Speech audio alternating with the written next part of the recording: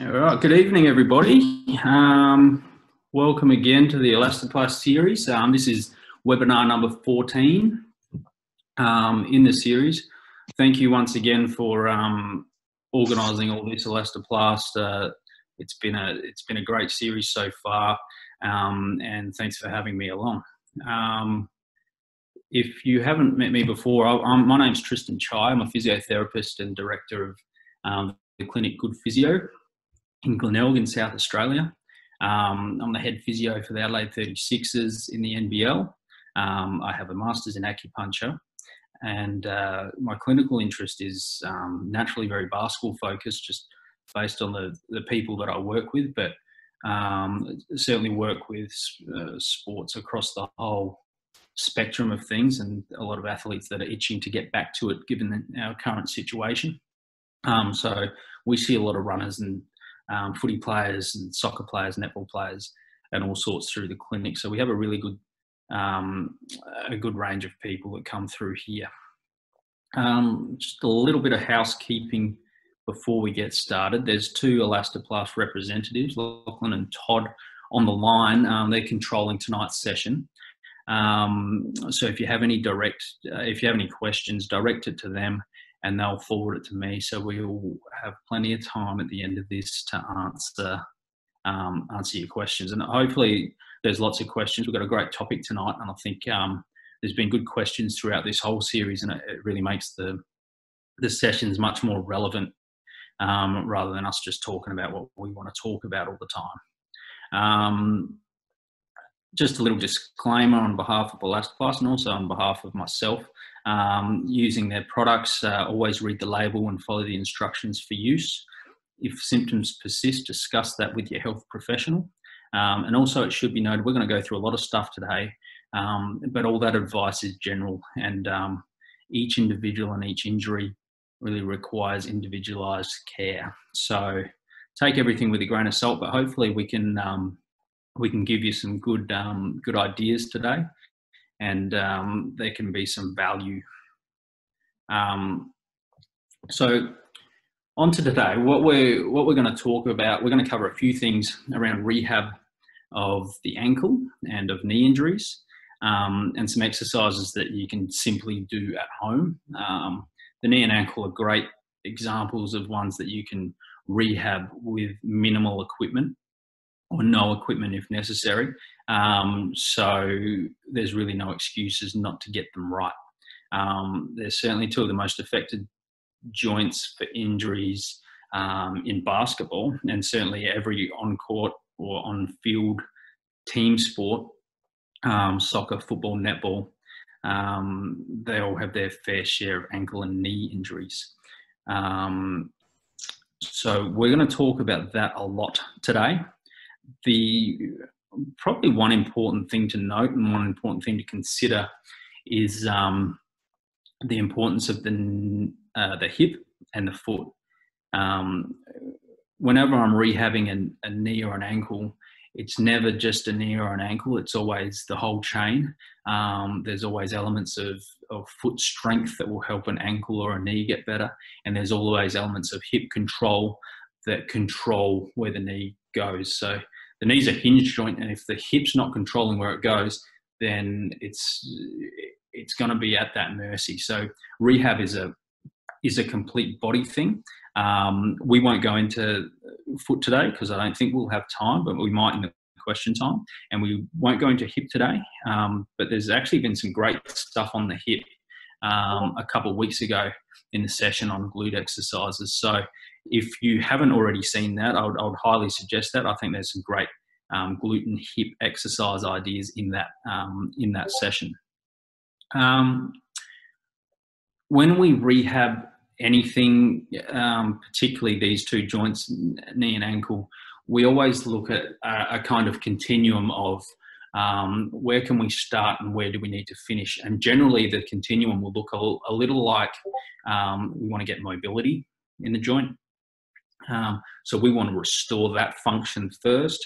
Then we can build on some stability and control. And once we've got that stability and control, we can work then on strength and dynamic strength. Okay, so we can work on a bit more explosiveness after that, but we kind of have to do it in a certain order. Now, having said that, it's not like you have to pass that perfectly before you go on to the next one, and pass that perfectly before you go on to the next one. But you certainly have to respect that kind of gradient when you're programming things. Also, when I consider rehab, I like, before we have to get to the rehab point of things, you probably would have heard the term prehab, which we're trying to prevent injuries. And a lot of the time, the injury, the exercises that we give for rehab are essentially what can be given as prehab to try and prevent the injuries or reduce the risk of those injuries happening. So we give these as a weekly basis type things a lot of the time to try and limit the risk of doing these injuries. When doing it in that form, prehab, we have to try and also challenge the body well enough to keep it challenged and keep everything going hard. So it's not like your first stage of rehab should be what your prehab looks like. If you're fit and healthy, it has to be stepped up a notch, which some of these exercises will be. So let's jump into ankle injuries to start with. They're a really super common injury in basketball. So we spend a lot of time trying to prevent these in the first instance, and rehabbing them when we need to. We usually do a fair bit of taping to prevent these, and tape for sessions and stuff like that. Usually when a basketball has reached the professional level, they've had a few ankle sprains in their time already, so it's super important to stay on top of it. The most common, also I'm going to be jumping up and down a little bit in this, so bear with me as I reposition screens and stuff, but the most common ankle injury by far is a lateral ankle injury, which is usually when you sprain it that way, spraining the outside of the ankle. Those ligaments out there are the most commonly injured. That's just the way the ankle falls and the foot falls. They're typically done when you landed a little bit off center, so it folds underneath you, or you land on another player's foot. And also, it's probably important to say that once you've done an ankle sprain, you become more likely to do an ankle sprain again. And that's the same with any injury. But certainly with ankle sprains, once you've done a few of them, you'll find these people that have done 5 or 6 over the course of their teen years or whatever, they'll start to be able to, they'll just be standing there and it'll collapse on them, or they'll step on a pebble a little bit funny, and they'll give it a little tweak then. So rehabbing it is super important. So let's get into a few ideas. So using the continuum that we described, where we want to focus on mobility first, one of the simplest ways to do that is just by getting walking again.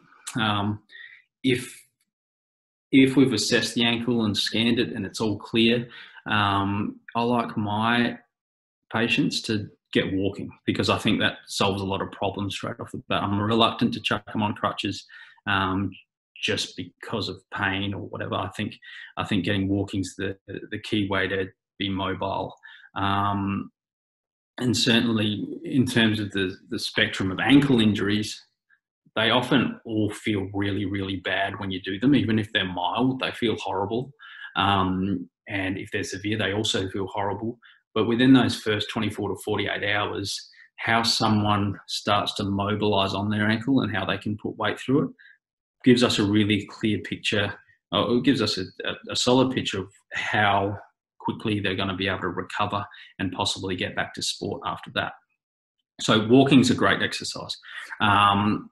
If they're having a bit of trouble walking and we need to give a low level exercise to start them along their way, I usually use a bit of TheraBand to get them doing a couple of variations of exercise.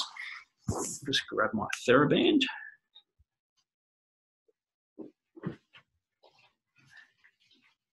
So if I've done my right ankle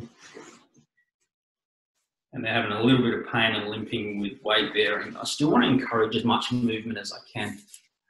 So on the first instance, it might just be a plantar flexion type exercise. This is essentially mimicking what a calf raise does and just back and forth. Now, if you've ever done this, you'll note that there is a little bit of control needed to make sure that it doesn't fall in and out, but there's not a lot of resistance. There's not a lot of strength going to be gained from this. It definitely helps get things moving. You can apply a little bit of stretch on the way back to try and get that mobility as well, okay? So that's probably the first one. And the next one that's usually quite simple to do, but a little bit awkward. Tie that around your foot. Bring your other foot there to change the leverage, and you're doing an eversion motion. Okay, like so.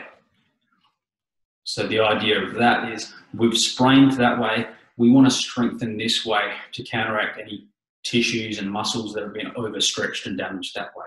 Okay, so if this is pain-free to do early, I get them doing it pretty early.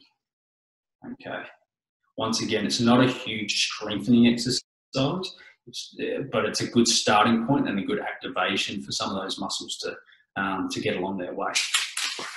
So they're my basic movement ones, but there's better mobility ones if there's a mobility deficit. Now, mobility.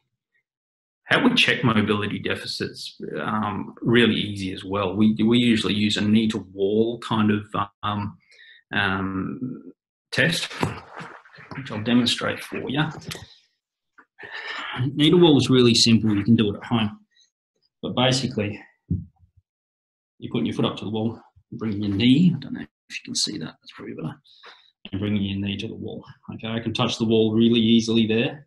So I bring the toes and foot back, see if I can still touch the wall without my heel leaving the ground, and come back and back. When it gets to a point where my heel is coming up to reach, for my knee to reach the wall, I have to edge myself forward. And then I measure this distance here between the wall and the foot. Okay, typically in a healthy ankle, you want about 7 centimeters or above. You compare side to side. Often an injured ankle will be less. Sometimes an ankle that's at risk of being injured will be less, in which case you have to get some mobility into that ankle. Now, if I'm dealing with that, we've got 2 more bang for your buck exercises that we do. I really like to lunges as a bit of an exercise for getting that mobility going. So simply standing and walking lunges and coming back up, walking lunges and coming back up. And as you're coming down, you're really trying to hook your knee over your ankle to get that range. So from the side, you're getting that knee over ankle range going. Okay. And it also gets a little bit of spring back in your step if it's not too sore to do. Okay. So that gets a little bit going. Probably one of my favorites is with a box and a band. So I'm going to say my left ankle is my stiff one now. So I get a little bit of thick band, or you can use a belt or something at home, but I like something that's a little bit elastic. That's covering the talus at the front. Foot up on a box, and then you're leaning forward into it. And I'm usually leaning forward into a bit of a goose foot, straight forward, then a little bit off to the side, and then a little bit through to the inside to try and get that range back. And then we can retest all that when you need a wall. So they're my main go-tos for mobility. And usually there's a bit of hands-on therapy that's happening alongside that to really boost it along.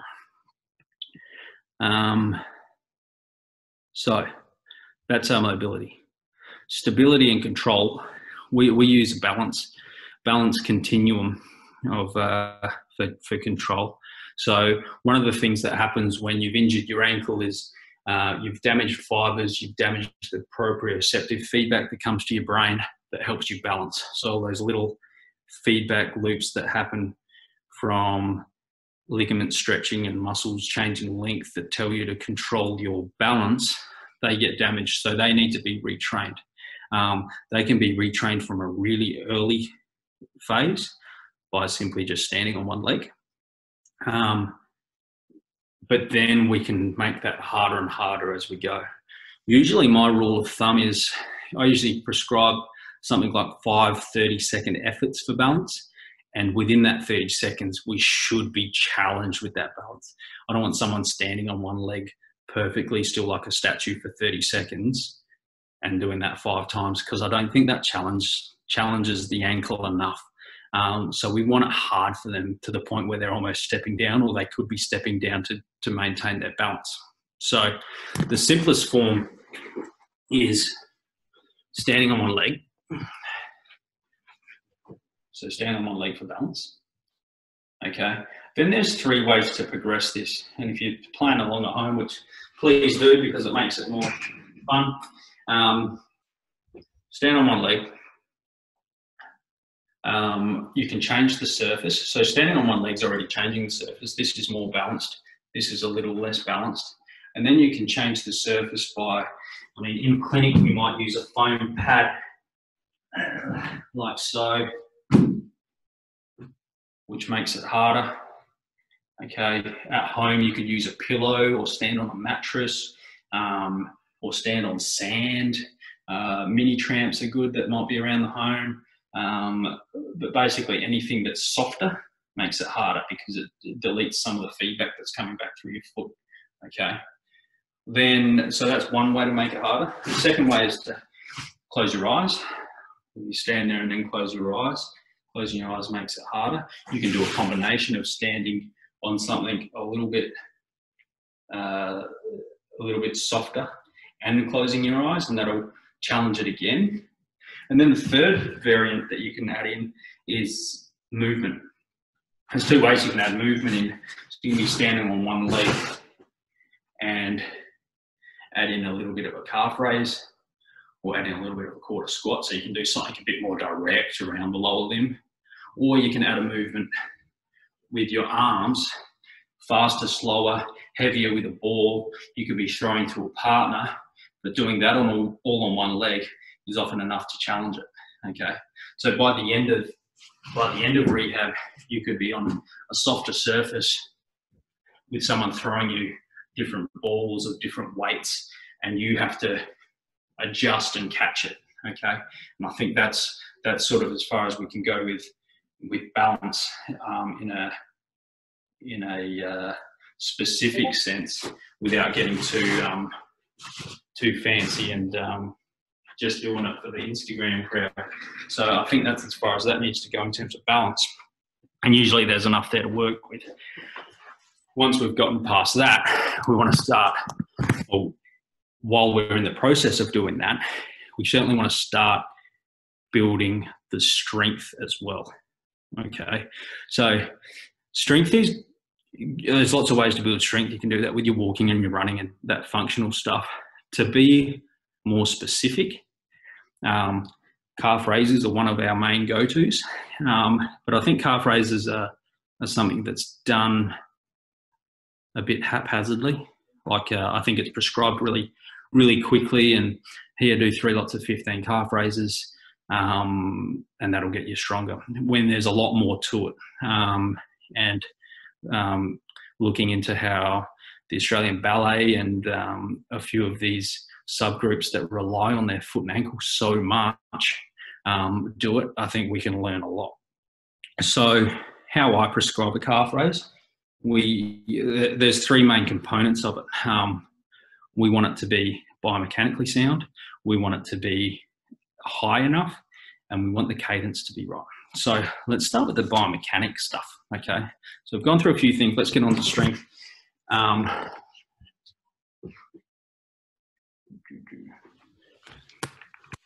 down on the ground here. Okay. So we're going to look at a couple of things. I chuck an X here, right on the talus, an X over just the base of the second toe. Okay, let's draw a line here. Okay, this is how we want to look at this. So you can grab a broom, and what we want to happen with your calf raise is the X's to line up over each other. Okay, so often I'll prescribe it in a mirror, so they're watching that X's feedback as they come up. Okay, I think it's more important that they're doing it right through the ankle than that they're not holding on for balance or whatever. This isn't a balance exercise so much, it's a strength exercise. So that's the biomechanical component to it. Often ankles that are a little bit weak will duck out like this. Okay, we want it to be straight up and down, X over the X, so the line should be vertical. Okay, once you start doing that, you feel the whole chain fire up. You'll feel calf working, glute working, everything to maintain that, which also gives you an idea of what contributing factors may have been leading to this injury happening in the first place. So that's that part of it. That's the biomechanical part of it. The height is the next part. Okay, so calf raises, often if you're at home, you do the first ones really well and then get a little bit tighter and they don't come up so much and they still count. You still count 15 and then you're done. What we want is high quality reps. So a good way to check what a high quality rep would be is if you do a double leg first to check that height, and then you're going into your single legs and they have to come up as high as possible. Okay, there's actually an app, I think it's called Calf Raise, where you can film from behind and it sort of tracks what gradient they're coming in if you start to fail and how well you pick that back up if you cue back into it. So we want the height to be right, and then we want the cadence to be right. And I usually go up and down in a second as a cadence of what we're trying to achieve. Holding on for something for balance, and you can use a metronome on your phone, but you're trying to get that steady and balanced, a bit more like your natural gait pattern. Okay. All the while as well, as you're doing that with your foot, so these are my toes up here, you want your heels coming off the ground here, and you want to be thinking about these 2 points of contact on the ball of your foot and out on the edge of your foot here. Okay, you want that to be where you hinge through so you're not falling in or falling out, and that will help strengthen the foot just by thinking about some of that stuff as you go. Okay, so then once you're good at that and doing your cadence really, really well,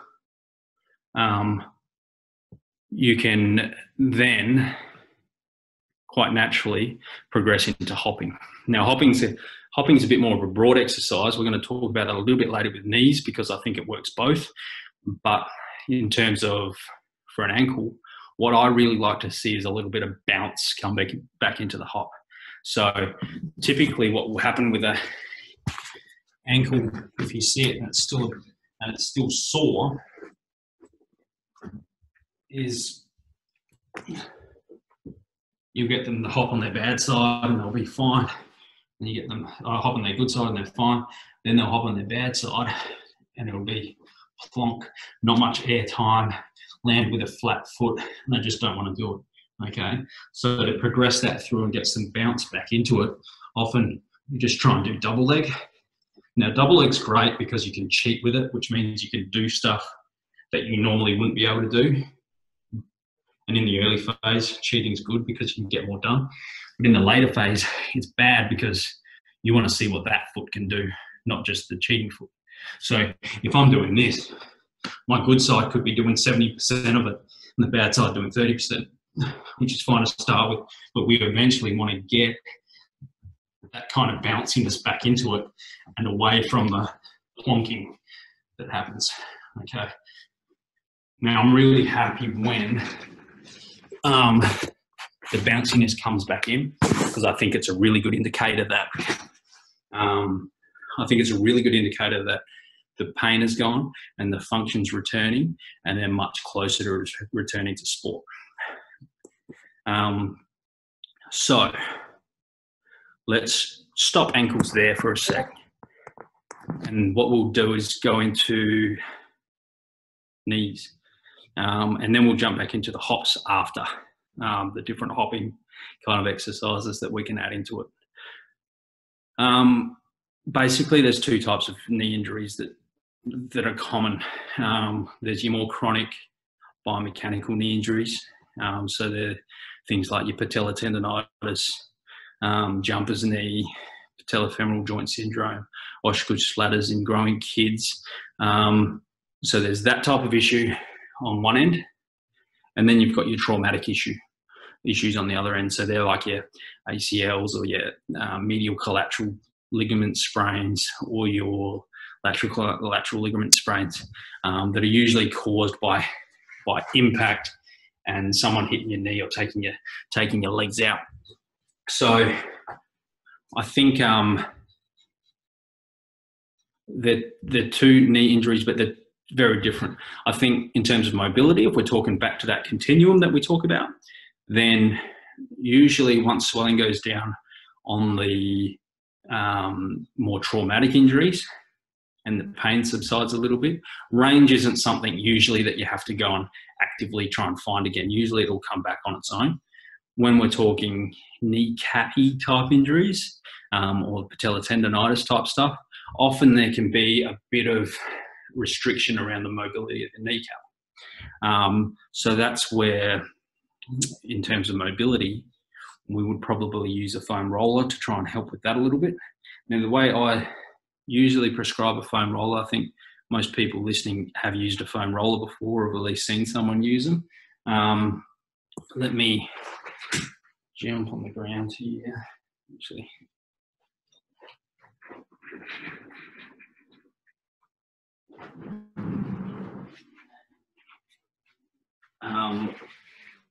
So everyone that's used a foam roller probably doesn't enjoy using a foam roller.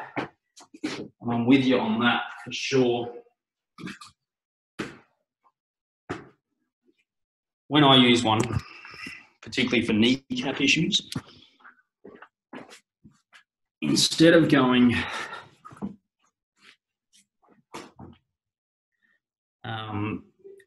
straight back and forth on the ITB, that side of your thigh, I'll often rotate my body forwards a little bit and get the section.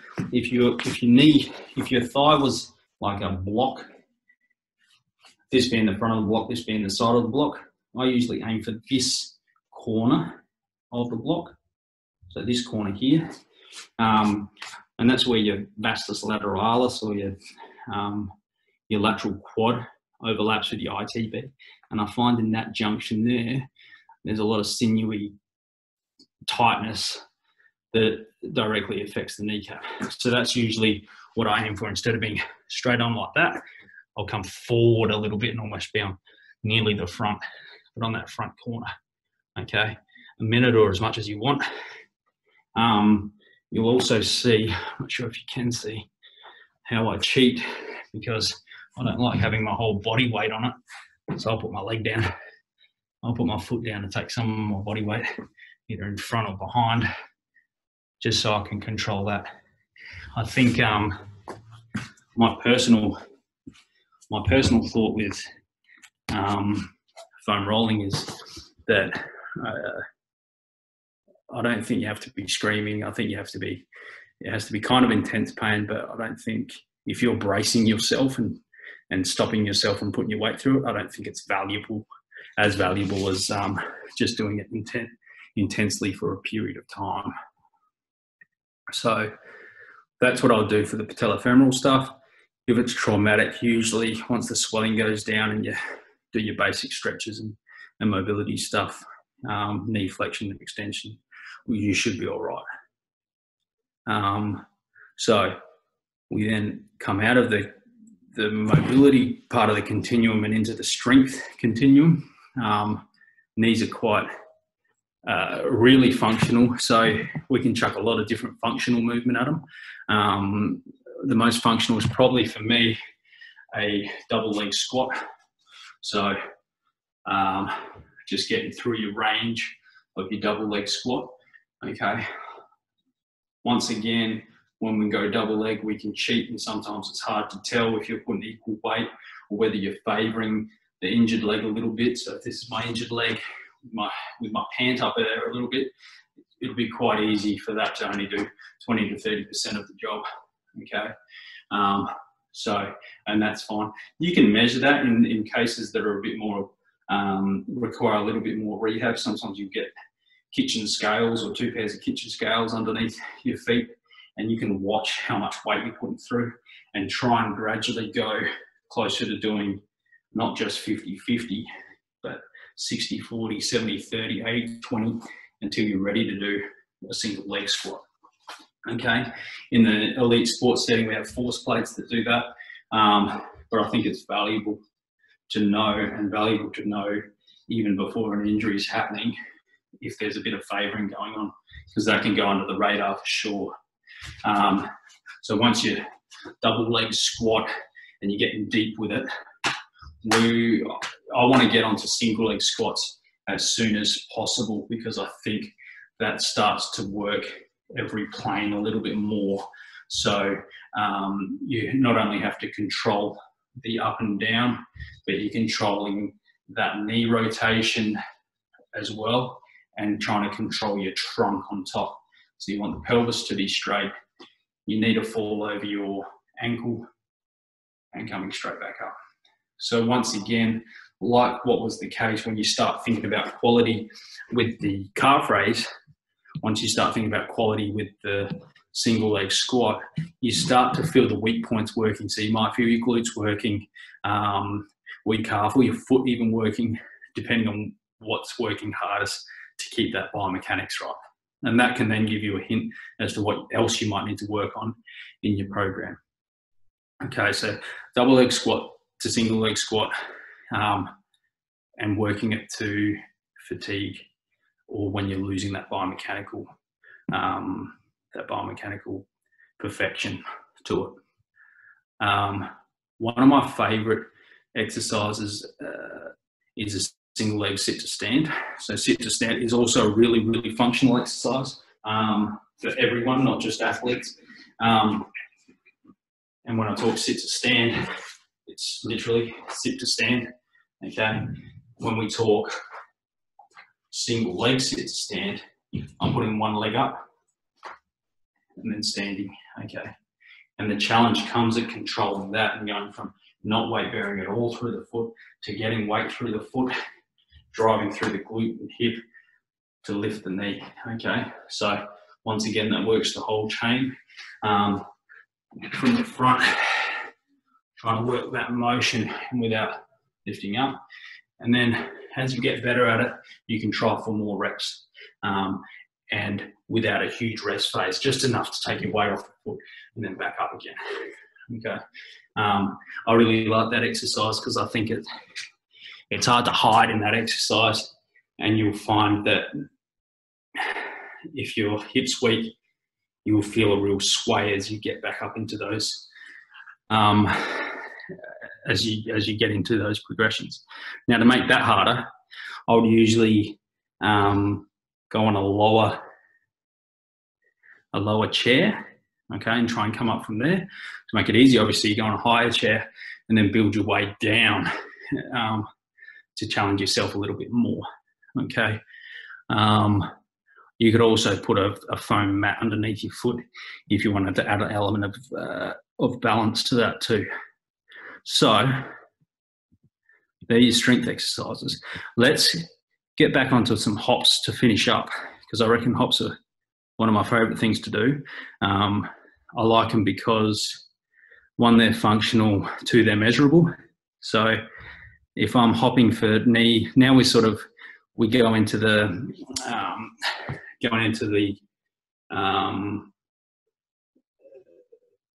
the spectrum where knee and ankle overlap. So all these exercises are just great lower limb exercises. We can do a number of different hops. We talked about the bouncy hop. Okay, that was easy. That was quite easy to work out. I like to do a variation on that. So sometimes bounce is good, but it's low amplitude and it doesn't mimic coming down from a height. So I do a variation of that called a ninja hop. I call it a ninja hop because you're landing as soft as you can, silent. You can start with a little jump and an accentuated land, or you can jump off a height and land. But either way, when you slow down that landing, you work that control a little bit more, okay? So from there, I'll do a hop side to side, okay? So we progress that to add a little bit of direction into it. So you can hop side to side, same sort of ninja hop style. And if as that gets easier, you can progress it by doing it faster and getting a little bit more bounce to it, okay? Hopping for distance, okay? So the way you measure that side to side, just stepping back a notch, is there's a really well-researched test. 2 lines 40 centimetres apart, you've got 30 seconds, and you've got to jump either side of that, each line, okay? You film it so you can see which ones you land on the line. They don't count, but you should be getting in the order of 54, I think, or above in 30 seconds. So you should be motoring, okay? So that's a really good test to see how well someone's progressing. And in the early stage of rehab, you might find it's reasonable to sort of see them jumping at that kind of pace. And then as they closer to sport, they're a bit more bouncy. So that's that. Another good measurable one is hopping forward for distance. So you can do that with 1 hop. You can do it with 3 hops. And there's also a crossover variation of that, where there's a line on the ground and you have to hop side to side, still measuring the overall distance that you're covering, okay? Really great one to measure again. All 3 of those are great ones to measure. And I think they're valuable in mapping out a return to sport. The final hopping variation would be perturbation hops. Now, perturbation hops, it's hard to demonstrate this without a partner, but basically, actually there's one more before we get into perturbation hops. Rotational, you can jump to the side. I've got to take my eyes off the screen there. Jump to the side and then back that way. So you get that bit of a rotational force that you have to try and control. And then perturbation hops. So perturbation hops are simply you're hopping, someone pushes you in the air, so you're having to adjust your landing, okay? Hopping, someone pushes you in the air, and then you have to adjust your landing. So there's a good continuum of getting straight up and down, adding movement, adding rotation, adding distance, and then adding contact. That pretty much sums up what I had to talk about. I'm a bit puffed out because I'm in this massage room that has a lack of oxygen and I'm also unfit. So I'm just going to open the door slightly. But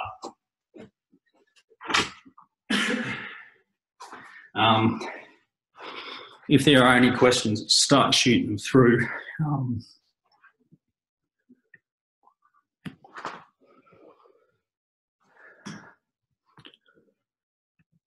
Okay, so what have we got? How do you differentiate between triceps surae dysfunction, weakness / tightness, and anterior ankle TC joint? Good question. I think in any kind of differentiation, there's a functional differentiation where you look at a barrage of different tests. Depending on those tests is where you'll sort of identify the dysfunction. Now, I'm not too hung up on, hey, it's this specific triceps surae dysfunction. I'm more, hey, it's this overall weakness that we have to work on versus is it mobility that we have to work on. So if I'm looking at a barrage of calf strength stuff, I'll look at calf raise endurance. How many calf raises can you do? I might use the app, or I might just eyeball it and go, how many good calf raises can you do before you fatigue? And you'll be surprised, if you've ever done this before, you'll be surprised at how little there is. Australian Ballet, I think, have a pre-season expectation that people should be able to reach 35. 35 is really hard to get to. I think realistically in the clinic, people get to 20, low 20s, and there's your muscular dysfunction. If you're not finding it there, you can sometimes find it with a bent knee, looking at soleus, or you'll see how the back of the ankle is rotating. Now that has to then be married up with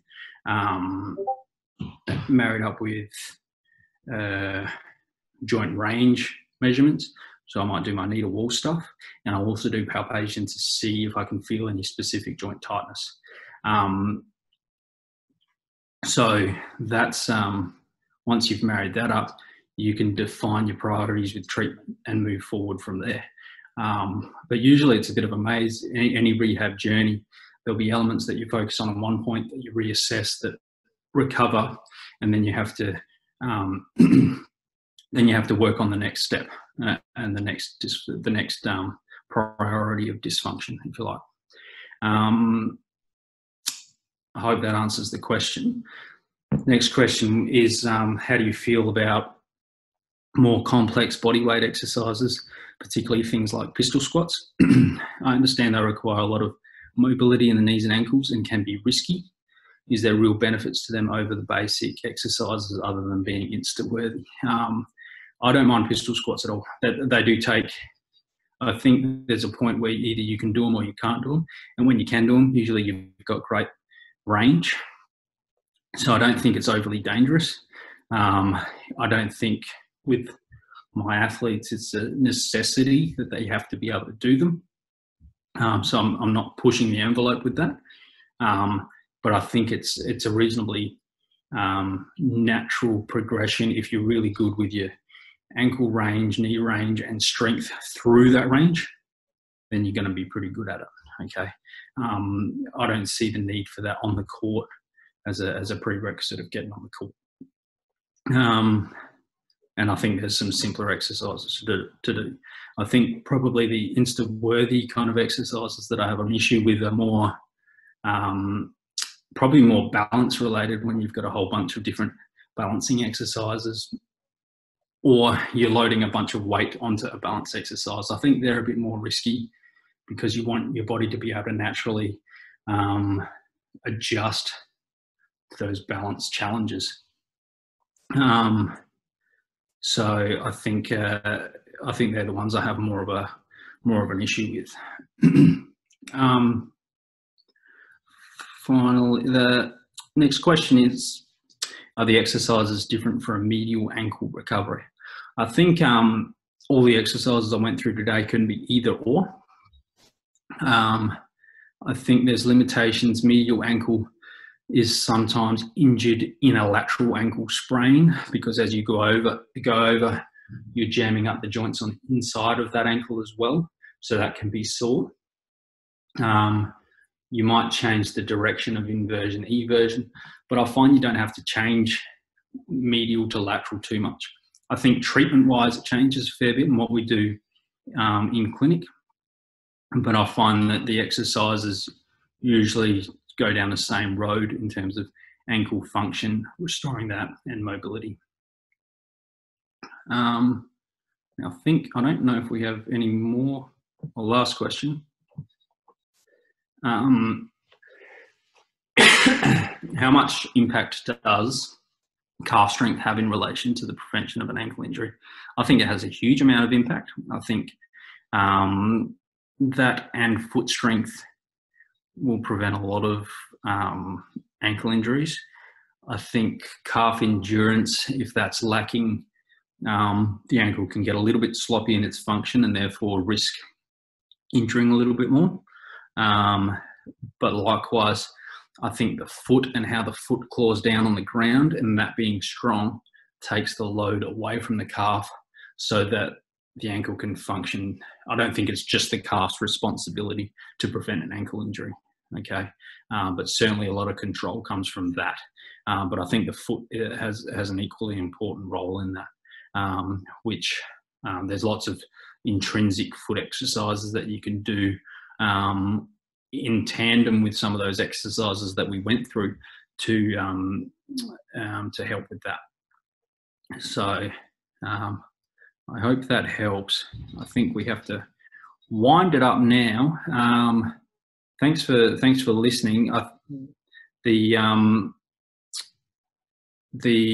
won't be a session on this Thursday, but the final session for this series will be held on Tuesday the 9th of June with Josh Tidswell again from Elite Physio and Sports Injury Clinic in Darwin, and he'll be covering some basic taping techniques once again, and covering a question and answer session to wrap up the whole series. So tune in for that. Once again, not Thursday, that'll be next Tuesday. Other than that, thank you for having me. I'm available through email, or if you check out the Instagram of Good Physio, any questions that are more specific, please, or need more specific answers than I've given, please don't hesitate to reach out. It's been a pleasure being part of the series. Thanks again for having me. Thank you.